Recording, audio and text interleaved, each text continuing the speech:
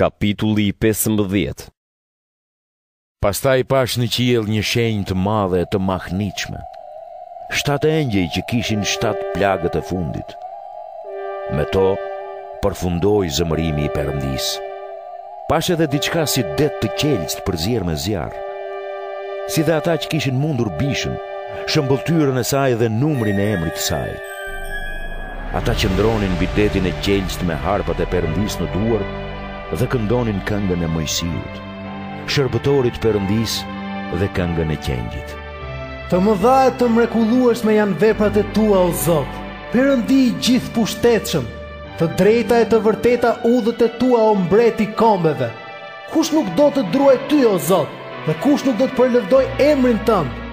Vetëm ti je i shenjtë dhe gjithë kombet do të vinë e do të adhurojnë, sepse u shfaqën të gjitha veprat e tua të drejta.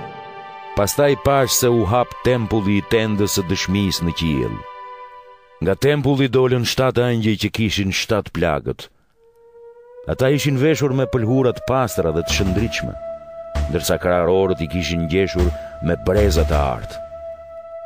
Njëra nga 4 gjallësat u dha 7 engjëjve 7 kupa të arta, të mbushura me zemërimin e Perëndis që jeton në shekuj të shekujve.